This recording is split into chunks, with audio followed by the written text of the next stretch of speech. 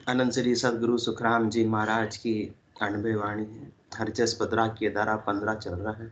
इस हरजस के माध्यम से सदगुरुदेव फरमा रहे हैं, मन रे आछी करी ते वीर, भव सागर में डूबता को किया पेली तीर। मन रे आछी करी ते वीर, मन रे आछी करी ते वीर। जुग की लारा डूब मरता सहता दुख शरीर, बह मरता बेकाम ऐसे भव जल मृगनी।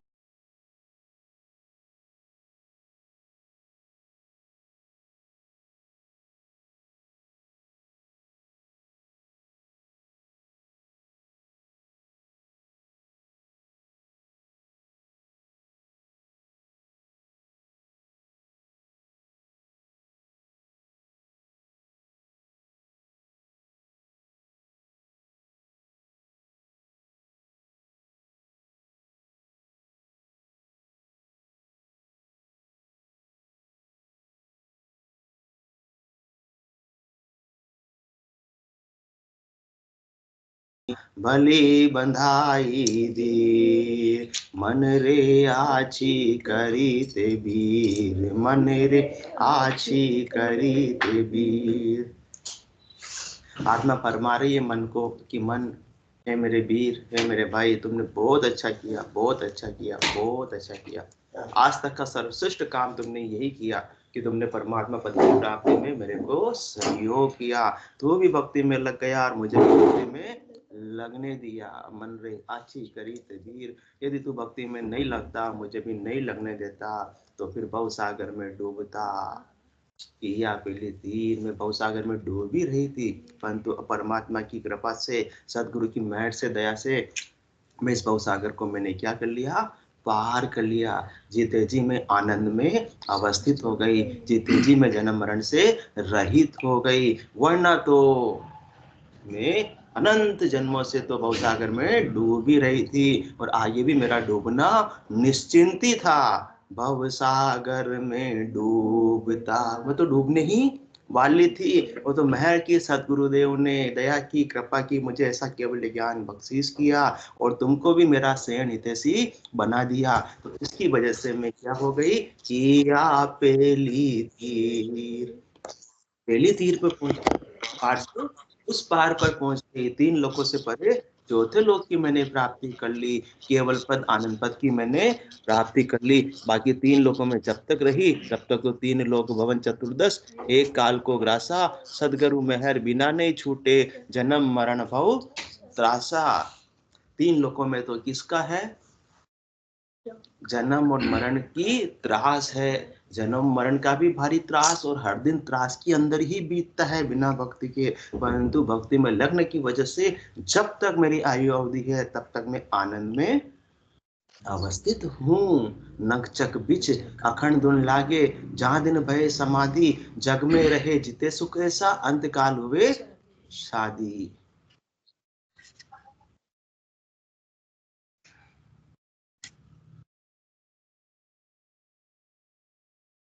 तो बिना भक्ति ये तो भवसागर से पार हो सकता नहीं है।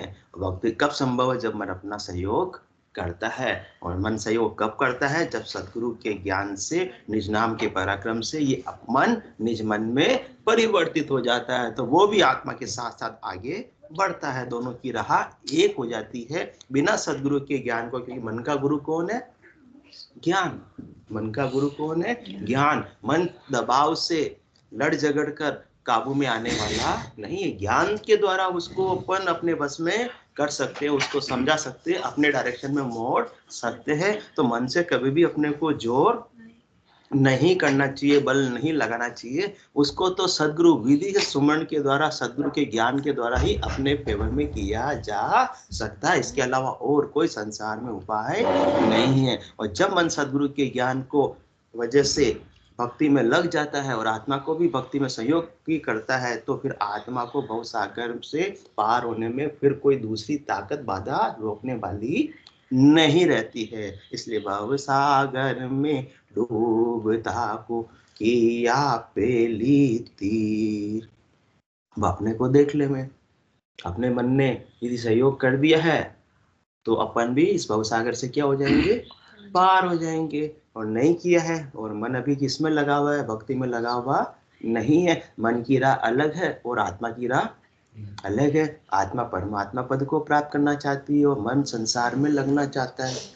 तब तक तो बिल्कुल दोनों के रास्ते अपोजिट है, विरोधाभासी है, तो मंजिल कभी भी आने वाली नहीं है। इसलिए सदगुरुदेव अपने को समझा रहे हैं कि सर्जसी माध्यम से प्रेरणा दे रहे हैं कि यदि मन हितैषी नहीं हुआ तो भक्ति में नहीं लगा तो भवसागर में डूबना तो निश्चित है। उसमें कोई दोहराए वाली बात नहीं है। इस पार से उस पार जा सकते नहीं है। रहेंगे 3 लोकों में और 3 लोक भवन चतुर्दश एक काल को ग्रासा। यहाँ तो बार बार काल का ग्रास बनना पड़ेगा, बार बार काल का चारा बने हुए ही है। और काल कब अपने को खा लेवे, चारा है, चारे को तो जब भूख लगेगी तब खाने के लिए होता है। हाँ, खाना बना हुआ अच्छा तो कब खा जावे पता नहीं है।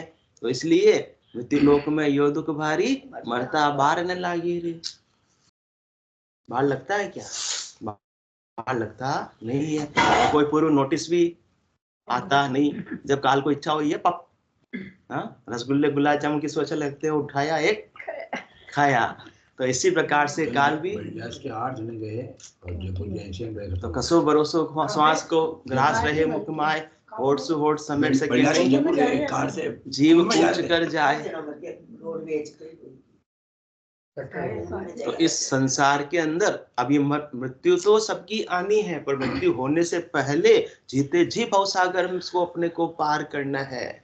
मरने के बाद में मुक्ति मिलने वाली नहीं है। तो समय रहते हुए, श्वास रहते हुए, इंद्र में जोर रहते हुए यदि मन तू हितैषी बन गया तो ये आत्मा भवसागर को पार करके परमात्मा के देश की वासी बन जाएगी। और मन संसार में ही लगा हुआ रहा तो संसार में ही आती जाती रहेगी। एक देह को धारण करेगी और एक देह को छोड़कर वापस दूसरी देह को धारण करना पड़ेगा। इस प्रकार से ये चक्र तो चलता ही रहेगा। चक्रव्यूह कभी भी समाप्त होने वाला नहीं। इस चक्रव्यूह से आत्मा ऐसे तो निकलने वाली नहीं है जब तक कि मन सहयोग नहीं करेगा। और यदि तू मन तू सहयोग नहीं करता तो सामान्य संसार वाले जितने भी है सब ऐसे ही घर की गांगरत गयो जमारो उदम आपदा माही, मुझसे ठगे भरे एक ओदर पशु संज्ञा पाई। तो सब संसार वाले क्या करते वैसे ही मैं कर रही थी जब तक मुझे सदगुरु का ज्ञान नहीं मिला, जब तक बुद्धि पर विवेक जागृत नहीं हुआ। बुद्धि तो मेरे पास में कमी थी या बहुत थी? बहुत थी, क्योंकि नर्तन को ही तो परमात्मा ने सबसे ज्यादा बुद्धि दी है और किसी देह को इतनी बुद्धि दी ही नहीं। एक बात कहूं सब मान लीजिए, जे कोई समझे आई इन नाका सो चूक गया बुद्धि आखिर मिले न काई। एक बात कहूं सब मान लीजिए, जो भी यहाँ बैठे हुए सब मानो। मानोगे? मानेंगे। इन नाका सो चूक गया बुद्धि आखिर मिले न काई। जो आज अपन बिल्कुल नाके पर खड़े हुए हैं, द्वार पर खड़े हुए, मिनखा दे मिल गए, इसका मतलब मोक्ष के द्वार पर आ गए। अब द्वार से पार जाने की देरी है, इतना सही प्रयास करना है, ज्यादा नहीं है। बाकी जिनको मिंखा देने मिली वो तो अभी द्वार से बहुत दूर है, अभी पता नहीं कौन सी योनि में है, फिर कौन सी योनि में जाएंगे। चलते चलते चलते चलते फिर किसका होसरा आएगा? नर्तन का होसरा आएगा। कब आएगा? 4 जुगा बिच एक ही बारा, होसर नर्तन पावे, सतगुरु मिल्या बिना जीव सूना, फिर 84 आवे। 4 जुगा का बरस बदीता, 1,03,40 एती मार सहे सिर ऊपर और सहे सर बीसा। दोजख दुख जम की मारा, जन्म मरण दुख भारी, 1,84 वार न पारा, भुगते गो जुग चारी। फिर ओसरा आएगा। कब आएगा? 4 जुगों के बरस कितने हैं? थोड़े से नहीं है, बहुत ज्यादा है। 43,20,000 वर्षों के बाद में फिर नर्तन का सुनहरा अवसर अपने को क्या होगा? प्राप्त होगा। और उस समय कौन से काल में? कौन से देश में, कौन सी परिस्थिति में, कौन से जाति धर्म में अपना जन्म हो, और सब कुछ मान लो सुविधाएं मिल भी गई, फिर सदगुरु का ज्ञान मिले या नहीं मिले उसकी कोई गारंटी नहीं है। तो इसलिए है मन, तेने तो बहुत अच्छा किया कि तुझे आज भरतखंड में जन्म मिला हुआ है, कलयुग में जन्म मिला हुआ है। उसमें से केवल भगवंत का ज्ञान जैसे ही मिल रहा हो, तूने फटाफट इस ज्ञान को क्या कर लिया, धारण कर लिया, सिरोधारी कर लिया, उसमें बिल्कुल भी देर नहीं की। और देर कर देता तो संसार वाले को तो इस ज्ञान को धारण करने का समय है ही नहीं। लोग कहते हैं हमको तो मरने की ही फुर्सत नहीं है, तो सत्संग में जाने की, भक्ति करने का कहाँ टाइम मिलेगा। तो इसलिए संसार वाले को मरने की फुर्सत नहीं है, फिर भी सदगुरुदेव कह रहे संसार वाले क्या कर रहे, बेहमरता बेकाम ऐसे भवजल मृग नीर, जुग की लारा डूब मरता सहता दुख शरीर। मैं भी भक्ति में नहीं लगती और तू भी भक्ति में नहीं लगता, तो सामान्य संसार वाले संसार के ही उपाय कर रहे हैं, उसी के लिए 24 घंटे अपने लगा दे रहे हैं। चाहे अपनी बचपना भी उसमें लगा दिया, जवानी भी उसमें लगा दी, और प्रौढ़ावस्था भी उसमें लगा दिया, बुढ़ापा भी उसमें ही लगा रहे हैं, परंतु आज भी परमात्मा की याद, परमात्मा पद की प्राप्ति की ललक नहीं है। आज भी किसकी ललक है, संसार की ललक है। संसार का काम करने में ही सुख की अनुभूति होती है। इसलिए रिटायरमेंट हो जाता है तो समाज सेवा में लग जाते हैं कि समाज में सब जनों से मिलना होगा, तो क्या लग जाएगा, हमारा मन लग जाएगा, और मान प्रतिष्ठा भी होगी। देखो कितना तन मन से समाज सेवा में लगे हुए हैं। तो समाज सेवा करना अच्छी बात है, परंतु उससे पहले आत्मा की सेवा करनी है, उसके बाद में समाज की सेवा करनी है। तो आत्मा की सेवा का तो अभी तक तो समय मिला नहीं, क्योंकि जिम्मेदारियां इतनी थी। परंतु आज जिम्मेदारियों से जब मुक्त हो गए हो, रिटायरमेंट दिया है किसके लिए, तो वापस से आप तो किस में हो गए, बंद गए, बन गए शर्मा जी, बन गए शर्मा जी। रिटायरमेंट के बाद में फिर से जॉब ज्वाइन कर ली। इतना सुनहरा अवसर है, आज अषाढ़ू चाम सोनी, समझ बीच नहीं बायो, अंतकाल कार्तिक को करसो, भजन बिना पिस्तायो। क्यों, ये कौन कहता है, ये मन कहता है कि मन को तो क्या चाहिए, कुछ ना कुछ आरंभ चाहिए, काम चाहिए। मन क्या है, भूत है, मन खाली बैठ सकता नहीं। तो इसको या तो राम नाम के सुमर में लगा दो तो उसको काम मिल गया, और नहीं तो वो संसार में लगेगा। संसार में अनेक प्रकार के उपाय करेगा, शब्द का, रूप का, रस का, गंध का, स्पर्श का, उसको उसका कोई दोष नहीं है। उसको तो क्या चाहिए, काम चाहिए। अब बच्चा को शैतान होता है, शैतानी करता है, तो मम्मी दिमाग से करती है, ट्रिक लगाती है, तो कोई ना कोई इसको काम अड़ा देती है। तो काम करने में जितने समय व्यस्त रहेगा तब तक उसकी मस्ती नहीं होगी। उसको खाली छोड़ दो तो उसकी बुद्धि से जैसा करना वैसा करेगा। तो सदगुरुदेव ने इस भूत को भी क्या कर लिया, काबू में कर लिया। सबको पता नहीं, एक सेठ जी को भूत मिल गए थे, हाँ, जिन्न मिल गया था, जिन्न। और उसने क्या कहा, सेठ जी मैं तुम्हारा सारा काम कर दूंगा, जो बताओगे सब फ्री में कर दूंगा, और पैसे भी सैलरी भी नहीं दूंगा। ऐसा कोई काम करने वाला मिल जाए तो अच्छा हो जाए ना। आजकल कितनी तकलीफ पड़ती है काम करने वालों की, मजदूरों की, कारीगरों की, कितनी मारामारी होती है। कोई काम करते ही नहीं तो सेठ जी तो खुश हो गए, मेरे तो इतना बड़ा धंधा है और एक आदमी कर रहा है, वो भी फ्री में कर रहा है, और क्या सारा काम मैं निपटा दूंगा, मेरी गारंटी है, जिम्मेदारी पूरी, जो बताओगे उसको उसी दिन पूरा कर दूंगा। तो सेठ जी तो क्या हो गए, खुश हो गए वो तो। परंतु चलो हमारे साथ, तो चलने को तैयार, पर जाते जाते कहा नहीं, मेरी टर्म्स और कंडीशन लागू। सब जो स्टार बना होता है ना नीचे छोटा सा स्टार, टर्म्स और कंडीशन लागू, वो स्टार बड़ा दुख देता है बाद में, पर वो उसको कोई ध्यान देता नहीं है। देते हैं क्या, ऊपर ऊपर का बड़ा बड़ा जो स्लोगन लिखा था उसको पढ़ के चले जाते हैं, और छोटी सी लाइन में लिखा था स्टार लगा, उसको भूल जाते देखते ही नहीं। जब काम पड़ता तब वो बताता, देखो हमने तो स्टार लगा कि ये हाँ कंडीशन लगाई थी।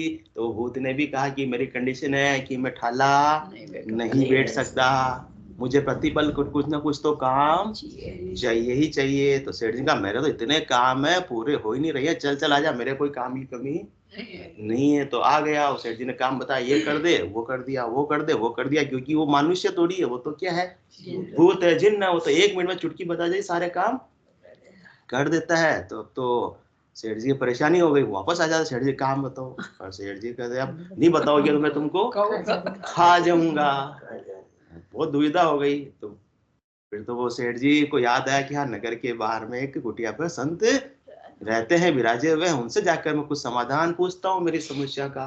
तो उन्होंने जाकर ऐसी समस्या बताई तो संत ने कहा कि तुम्हारे घर में बीचों बीच क्या है, थंबा है, उस थंबे पर उसको जिनको बोल दो जब तक दूसरा काम नहीं बताऊं तब तक थंबे पर चढ़ और उतर, चढ़ और उतर, जब कोई काम बताऊंगा तब वो कर लेना, बाकी तू चढ़ और उतर। तो इससे क्या हो गया, सेठ जी को समस्या का निवारण हो गया और भूत का भी काम हो गया। उसको तो क्या चाहिए, काम चाहिए। इसलिए सदगुरुदेव ने अपने इस मन के भूत को क्या बता दिया, श्वास और श्वास के तंबे पर चढ़ और उतर, चढ़ और उतर, अरद उरद में, श्वास और श्वास में, सुमरन में तू लगा हुआ रे। ध्यान दे पूरा कि एक भी श्वास परमात्मा के नाम के बिना खाली नहीं जानी चाहिए। ऐसा आराम मिल जाएगा तो मन बाहर की तरफ कहीं भटकेगा ही नहीं, खाने को दौड़ेगा ही नहीं। बाकी कभी अकेले पड़ जाते हैं तो हमारा तो कमरा ही हमारे को खाने को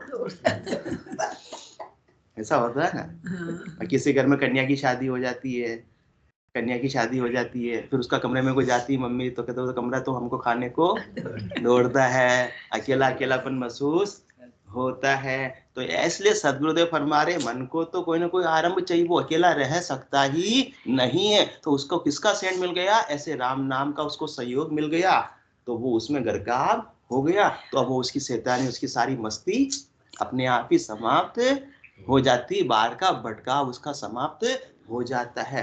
मन का अश्व विकारों के अरण्य में भटका जाता है जब तक उससे सदगुरु का केवल ज्ञान रूपी सारथी प्राप्त नहीं हो जाए। सारथी होता है तो रथ को हाँक लेता है, जिधर दिशा में चलाना है चला लेता है, और खुला छोड़ दो तो फिर कहाँ जाएगा, उसका कोई ठोर ठिकाना नहीं है। इसलिए अपने मन को अश्व को क्या चाहिए, वो विकारों के अरण्य में जावे, उससे पहले केवल ज्ञान का सारथी उस पर लगा दे में तो अपना काम हो जाएगा। वो केवल ज्ञान का सारथी कहाँ ले जाएगा, केवल पद आनंद पद की ओर मन को अग्रसर कर देगा, आत्मा के शरण बना देगा, आत्मा का हितैषी बना देगा। और ये नहीं करेंगे तो वह मरता बेकाम ऐसे। संसार वाले बेकाम ही मर रहे हैं, कोई काम से मरे तो ठीक है, कितनी दिन भर की भागा दौड़ी, माथा फोड़ी, हाथा जोड़ी, वो सहार क्या आता, हाथ क्या आता है, सब कहते हैं हमको तो मरने की भी फुर्सत नहीं है। ठीक है, लास्ट में देखो कर क्या लिया, तीर क्या मार लिया, कर क्या लिया,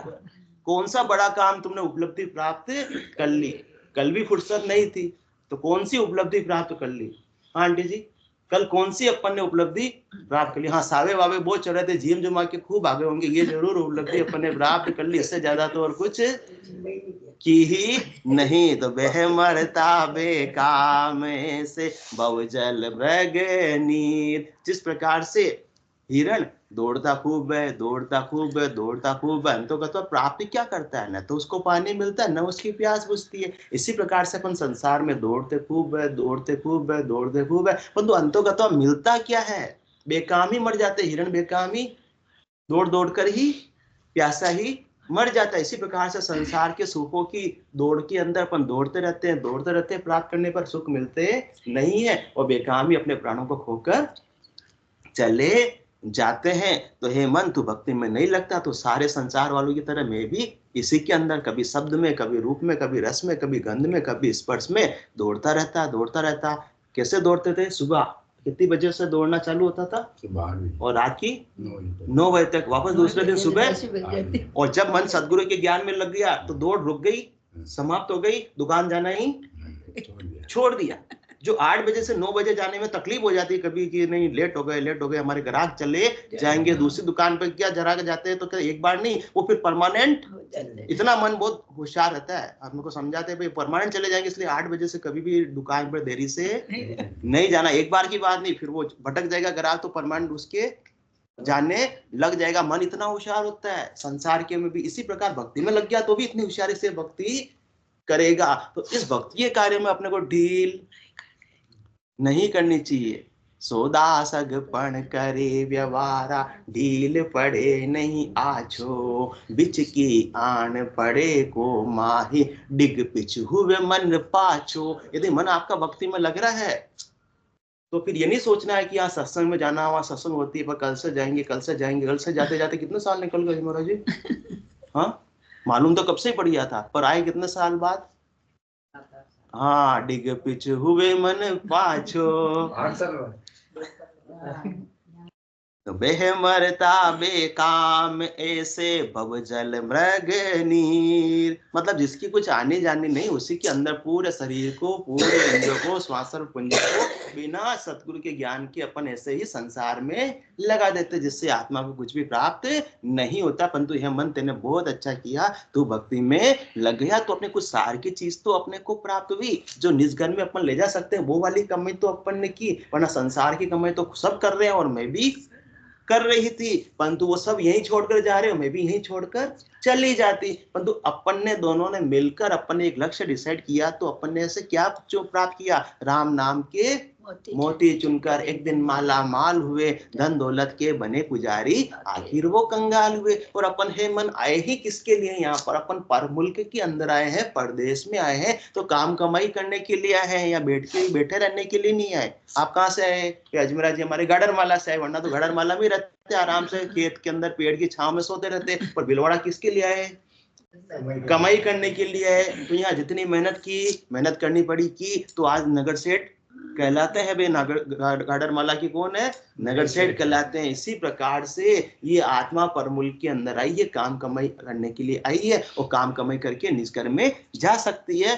कब होगी? जब ऐसी भारी इसके करोड़ों करोड़ों 70 करोड़ की कमाई एक एक उश्वास में होगी। क्योंकि मुख्य उद्देश्य क्या, किसके लिए आए? कम जा काज गया पर मुल्का। अपन सब पर मुल्क में आए किसके लिए? काम कमाई करने के लिए आए। कम जा काज गया पर मुल्का, कर कम जागर आया, सुख दुख सया पूछिया, कुशला माल अलेखे लाया। इसके लिए थोड़े से सुख दुख तो सहने पड़ेंगे, परंतु इतनी भारी कमाई होगी जिसका कोई हिसाब किताब नहीं है। अलेखे, जिसको लिखने में नहीं आता, जिसकी कोई काउंटिंग नहीं है, कैलकुलेटर भी कंप्यूटर पे जिसके लिए ई लगा देवे कि वो इन्फिनाइट की भाई अब तो मेरे पास भी इसकी गणना नहीं, ऐसी कमाई अपने को कर कर निज घर में जाना है। और नहीं तो संसार की छोटी मोटी कमाई तक ही अपन तो क्या थे? सीमित थे। करोड़ों करोड़ों की एक एक उश्वास में कमाई का तो अपन छोड़ रहे थे। वो कहते हैं ना भाई, शक्कर को छोड़कर किसकी रखवाली कर रहे थे?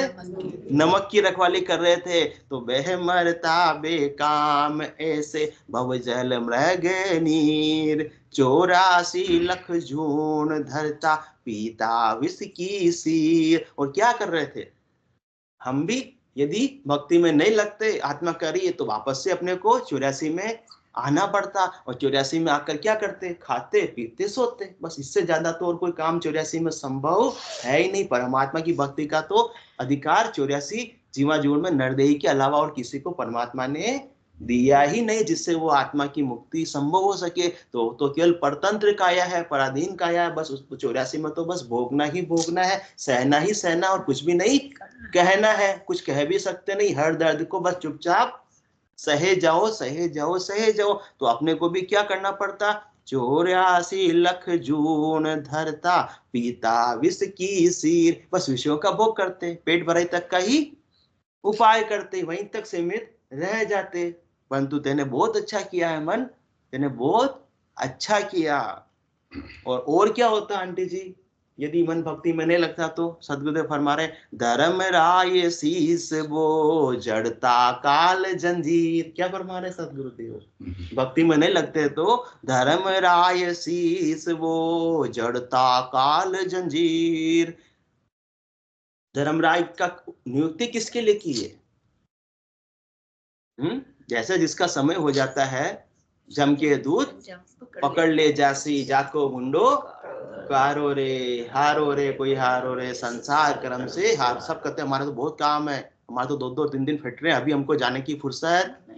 परंतु वो तो जम का दूत चल पकड़ ले जासी, तेरे काम पड़े रहेंगे, पड़े रह जाते हैं। जम का दूत पकड़ ले जासी, वाको मुंडो कारो रे। वो जम बड़ा जोरावर है, वो किसी पर दया रहम करता नहीं है। कैसे ले जाता आंटी जी जम पकड़ के? तो आप ही जाना। सिर में गुरज गड़ा में फांसी, जाल में है जमराणो, सायब राम कदे नहीं सिमरियो, यो सब लोक बिराणो। सिर में गुरज गला में फांसी, क्योंकि माया मोह ममता में ही उलझे हुए रह गए, तो जाना कोई चाहता नहीं। परंतु जम्भी जोरावर है, वो किसी की रहम करता नहीं, किसी की बात को मानता नहीं, उसको जो करना है वो करके रहता है। तो सिर में गुरज गला में फांसी, सिर में गुरज की मार देते हुए गले में फांसी रस्सी बांधते हुए घसीटता हुआ ले जाता है। इसलिए आया है सो जाएगा, पर जाना कैसे? सम्मान पूर्वक या अपमान के साथ में?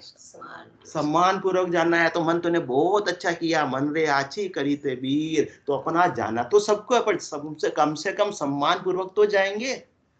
जो आया है सो जाएगा। राजा रंग फकीर, एक सिंहासन चढ़ चले और एक बंदे जंजीर। कौन सी जंजीरों में? सिर में गुरज गला में फांसी, जालम है जमरानो, साहिब राम कदे नहीं सिमरियो, यो सब लोग बिरानो। और राम जी के नाम का सदुपयोग से सुमरन कर लिया मन, तो अपने को अब धर्मराज पकड़कर खींच कर नहीं ले जाएगा। किसमें जाएगी ये आत्मा?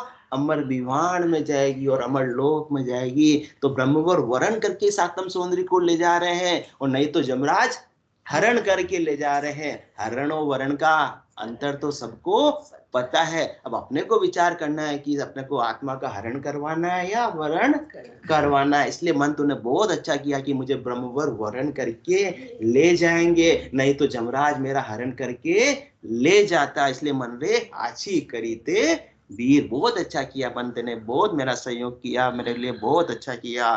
धर्मराय शीस बो जड़ता काल जंजीर, क्योंकि धर्मराय का काम ही यही है। ब्रह्मा रचो गणंकु, विष्णु करण प्रतिपाल, शिव रचो सहार को, इंद्र बरसण मेघमाल, पाप पुण्य का न्याव को, सिर जो है धर्मराज, संत से जा सुखराम के जीव उदाहरण काज। तो संतों की रचना किसके लिए? संतों को किसके लिए भेजा? जीवों का उद्धार करने के लिए। और ऐसे केवल भगवंत संत या मनुष्य देह धारण करके आते और ऐसा केवल ज्ञान बख्शिश करते हैं। और अपन दोनों ने क्या किया? ऐसे केवल के ज्ञान को धारण कर लिया।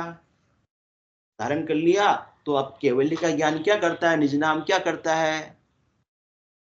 ये पाप पुण्य के सत्राधिकार से इस आत्मा को अलग कर देता है। जब तक केवल ज्ञान प्राप्त नहीं होगा, जब तक जितने जी पूर्ण स्थिति नहीं होगी, तब तक तो धर्मराय के दरबार में न्याय चुकाने के लिए जाना पड़ेगा। और जब ऐसी स्थिति आ गई तो धर्मराय लेकर धर्मेली और पाप पुण्य खत फाड़िया। नए लिखने तो क्या कर देता है? लेखनी को, कलम को, पेन को साइड में रख देता है, और पाप पुण्य की अब तक जो लिखी हुई खत है उसको भी फाड़ देता है। नो ड्यूज और नो ऑब्जेक्शन सर्टिफिकेट दे देता है इस आत्मा को। तो ये आत्मा 3 लोकों से परे चौथे लोक में जा सकती है। और किसके पराक्रम से देता है?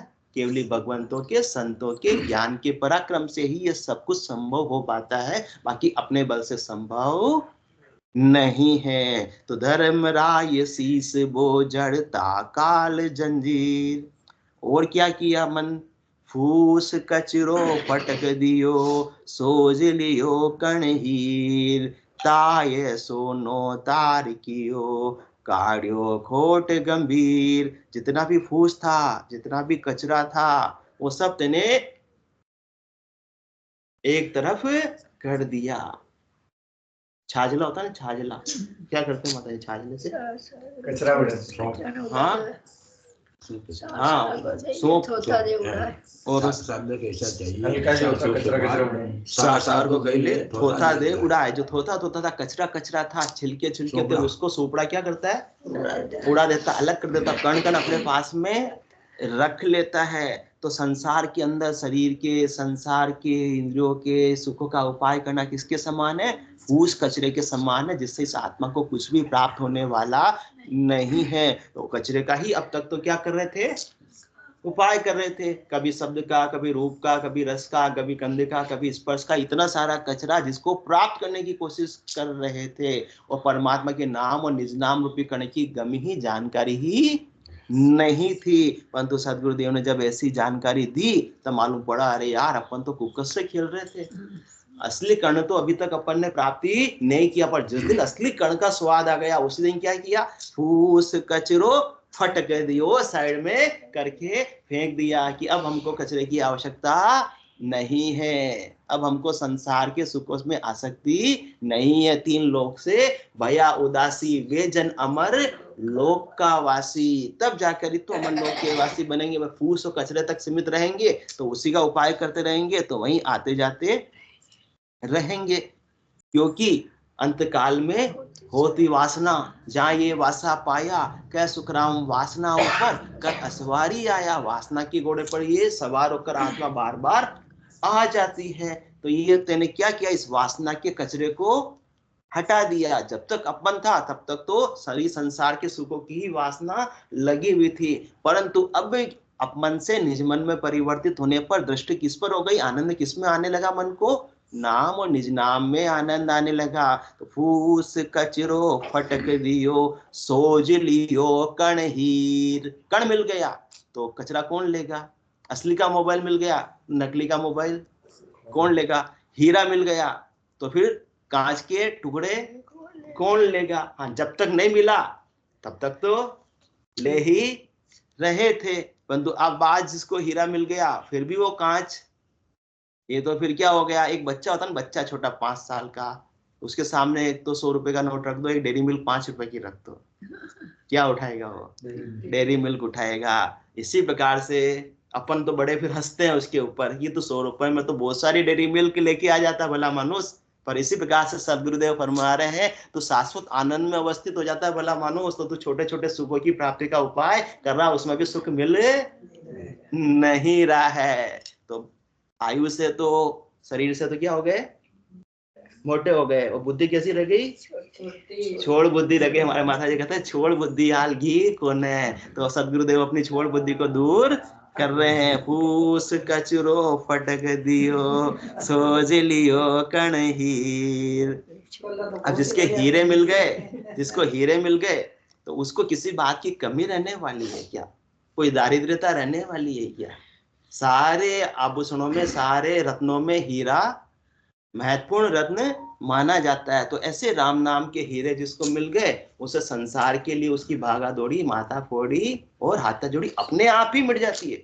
उसको रोकने की या मिटाने की आवश्यकता नहीं पड़ती, स्वतः ही ऐसा काम बनता है। जब राम नाम और निज नाम का आनंद आता है तो फूस कचरे की तरफ अपने आप ही दृष्टि नहीं जाती, वो सब गौण हो जाता है। शरीर संसार का उपाय क्या हो जाता है, गौण हो जाता है कि मिल गया तो अच्छी बात, नहीं मिला तो कोई खास वाली बात नहीं है। और इसके बिना तो कितना ही संसार वालों को समझा दो, समझते नहीं। क्या मैं कहूँ जगत की भाई, इनका यही विचारा, साच वचन साची चल त्यागे, कूड़ी लगे प्यारा। क्या मैं कहूँ जगत की भाई, इनका यही विचारा, साच वचन साची चल त्यागे। आनंद श्री सद्गुरु सुखराम जी हमारा एकदम सच्चे सच्चे वचन बता रहे हैं और सच्ची राह बता रहे हैं, उसको कोई धारण नहीं करे। और क्या चाहिए हमको, कूड़ी लगे प्यारा, मतलब संजीव संसार का 3 लोकों में फलों की प्राप्ति का उपाय ही चाहिए,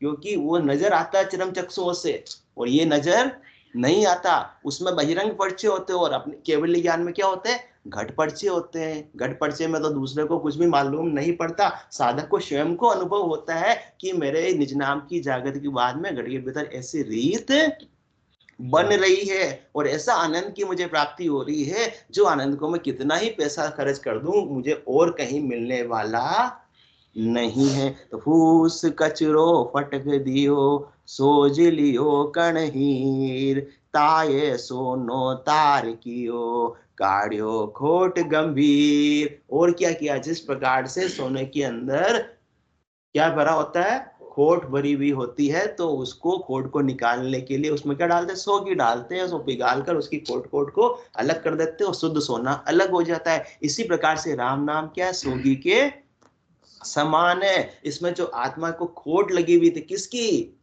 वासना की, इच्छाओं की खोट लगी हुई थी।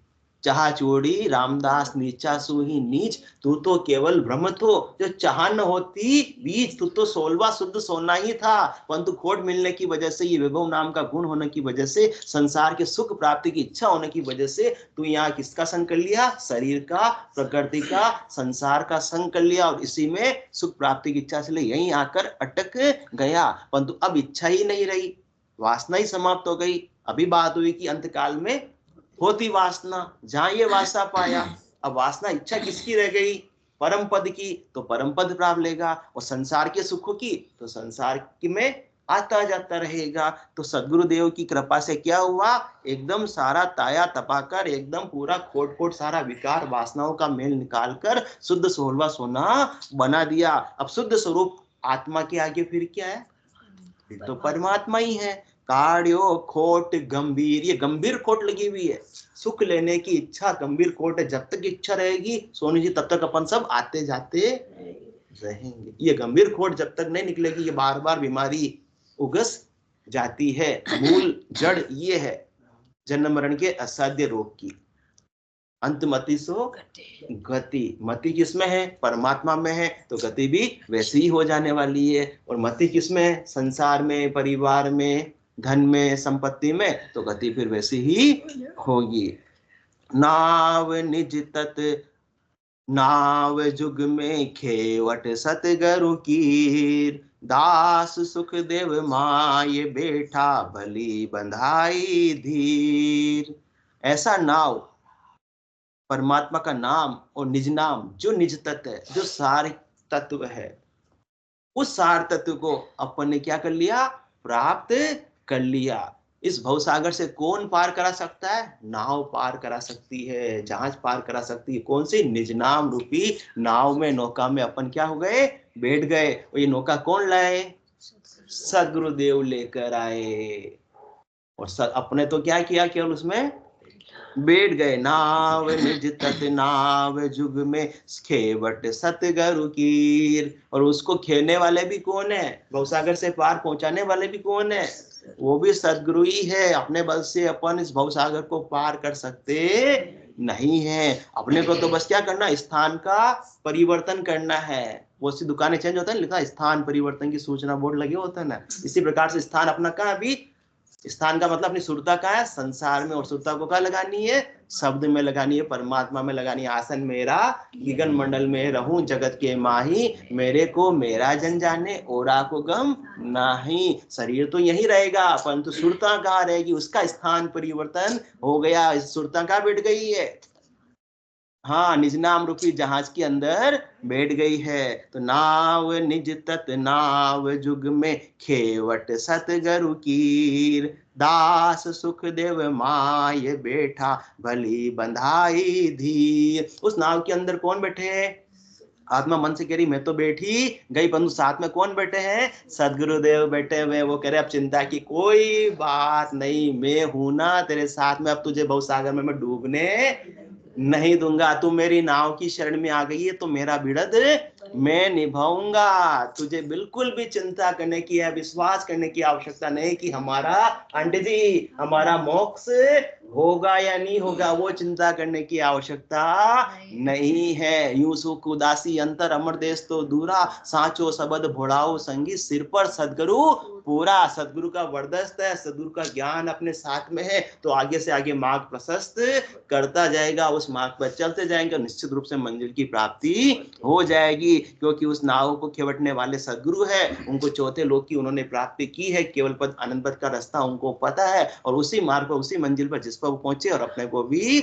निश्चित रूप से पहुंचा देंगे। हाँ, कोई टाइम थोड़ा किसी को ज्यादा लगे किसी को कम लगे वो अलग बात हो सकती है, परंतु जात जात आनंद कर जासी, आगे पीछे सोई मिंखा दे बिन और दे है यो हंस डरे न कोई। इसलिए ऐसे अपने को सदगुरु के ज्ञान को धारण करके केवल पद आनंद पद की प्राप्ति कर लेनी है। इसलिए मन को धन्यवाद ज्ञापित कर रहे हैं कि मन तेरे संयोग से ही सब कुछ संभव हुआ, बाकी संभव हो पाता नहीं। बोलो राम सदगुरु देव जी महाराज ने धन्य हो। परम दयाल सदगुरु सुखराम जी महाराज ने धन्य हो। अनंत श्री सदगुरु सुखराम जी महाराज के ज्ञान सत्स्वरूप भगवान ने धन्य हो। केवली भगवंता ने धन्य हो। जीवावतारण जहाज ने धन्य हो। मोक्ष के मालिका ने धन्य हो। अनंत कोटि संता ने धन्य हो। राम सभा में राम राम सा राम राम सा राम राम का सब संतान राम राम